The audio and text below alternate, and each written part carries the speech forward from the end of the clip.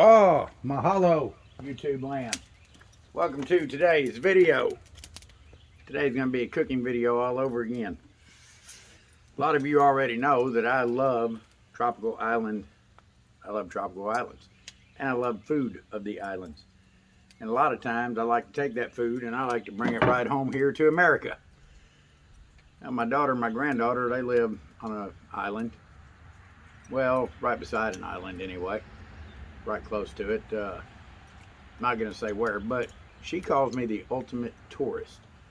And I don't understand why. Just because I, have a Jeep lifted a little bit and Yeti coolers and, cool things like that. But she calls me ultimate tourist. I don't know why. Ray-Ban sunglasses, Oakley sunglasses, they're cool, right? Yeah. So, but anyway, all that said, we're going to make a pineapple salsa. And you can see I've got all our ingredients inside here. I'm going to pull them all out. Along with some knives. Pineapple salsa is such a wonderful, wonderful thing. It goes good with so many things. Goes good with fish. Goes good with chops. Goes good with chicken. Goes good with a lot of stuff. Excuse me one second. And this stuff is so good that it's kind of like your get out of jail free card if you ever go to jail. You serve up this pineapple salsa and they're going to take care of you. They like it that much. And like I said, this is an island inspired dish, from the waters of the Caribbean. If you were born on the water, this is something you would eat, definitely. So we're going to show you how to make this pineapple salsa. We'll go over the ingredients list. We will make it so delicious that you wouldn't be able to get this off the coast of Floribama if it wasn't for me making it and showing you how. It's that delicious. So without further ado, here comes some pineapple salsa. And we will touch it all off with just a pinch of salt because we are all about that salt life. And again, I don't know why my daughter wants to call me the ultimate tourist. Everybody's about that salt life. Everybody likes a little salt in their life, right? So let me grab a garbage bag and I'll be right back. We'll be good to go, guys. All right, so got my trusty little towel to wipe my hands. Trusty Caribbean drink, also known as unsweet tea. Love my tea. So this video is for a couple of buddies of mine in particular that have just been wanting to make this and want to know how I do it. So Greg and Kenny, this is for you. I'm going to start with a fresh pineapple and we're going to cut this thing in half, including this beautiful part here, okay? Make sure you sharpen your knives before you use them, as I've previously told you in every video. Don't worry about sharpening your knife after every use. You're going to slide it in your wood blot and dull it anyway. Sharpen it before every use. So cut that baby in half. See, you're leaving half your pretty stuff there. So we're going to, let's put this one over here, away from our puppy dog. All right, so we start out, I need a spoon, like a tablespoon. I'm pretty sure I got one. We're going to trim around the edge with our knife. I probably need like a small paring knife too.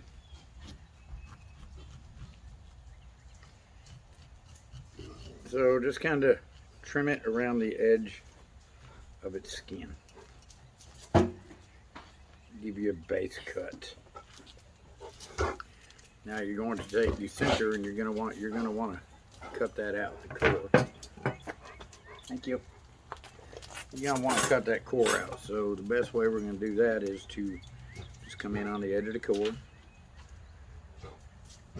And not even a 45-degree angle, maybe a 30-degree. because that core is not going to be that same thickness all the way through. So we're going to core that out. Now you can just cut the pineapple the normal way, but we're going to use our pineapple as a centerpiece for the salsa. Get that core pulled out. Spoon comes in handy. Garbage bags are always handy. Alright, so now we can pull out the rest of our pineapple much easier. And lay that flesh right there on our cutting board. Just pop it. And you're going to get the most of it. You can shave around in there and get as much out as you want. And like I said, if we were cutting pineapple the right way, we wouldn't have any of that left anyway. But we're using this to store our salsa. So we're going to set that there. Now all you're going to do is you're going to dice up all of your ingredients. You're going to dice up your pineapple. You're going to dice up Roma tomato. And dice up red or purple onion, jalapeno peppers. Pinch of salt. That is all you're going to need for this. So I'm going to dice all this up, and I will see you again in a few minutes when I have it all diced. Okay, everybody, so we got everything diced up, ready to go. Now, let's see, I don't know if you can tell, but you got your pineapple and your Roma tomato is about a 2/3. I don't want to. Yeah, about the amount of pineapple you have. You want about 2/3 of that tomato and about 1/3 jalapeno and 1/3 red onion. The reason for that is you want the pineapple to be the star of the show. Now, if you want a little even more sweet, add a mango to it. I did not do that this time because I forgot the mango, but add 1 mango to it. And, perfect. All right, so we got your pineapple, Roma tomato, red onion, jalapeno, salt. You don't even need a mixing bowl because we're just going to use our fancy cutting board. And you're going to mix all this together.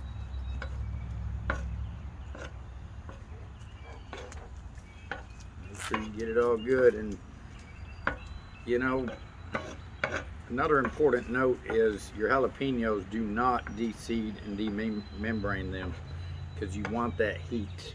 You want that heat to go with the sweet of the pineapple. And honestly, the sugar and sweet of the pineapple and mango is going to cut down on the heat. So you want as full a flavor of jalapeno as you can get. So get it mixed together well, and you just want a small pinch of salt, not much. I don't even like salt on my fruit, to be honest. However, it does wonders for the tomato and onion. But break some of that salt up. I mean, just a pinch. Just a pinch. Mix it all together.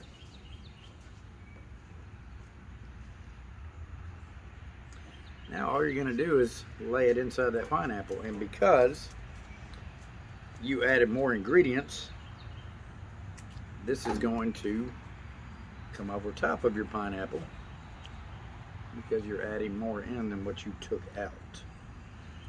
Even though you took out that core, you still added enough other stuff that is going to slightly pile over the top, and it's going to look great. And like I said, put this on some, swordfish. This is great to top with swordfish, mahi. Sometimes I just like to have the one mahi if I'm not very hungry. If you don't know that joke, Google it. Pork chops. I make Caribbean jerk pork chops. We'll probably have a video for that some other time. It's great on those. It's good on chicken if you like chicken. But anyway, yeah, works great. We are smoking baby back ribs today, and we're doing a homemade whiskey barbecue sauce that I put on them. I'm gonna try a little piece of that. And So that, in contrast with the smoky flavor, is gonna be great. So here's how it looks when it's all said and done. And then you just put your little on top of your meat, however you want to do it. Serve this, set this in the center. Do both sides, have plenty of pineapple for everybody, for using the whole family. So to my friends Kenny and Greg, there you go. Now you know how to make it.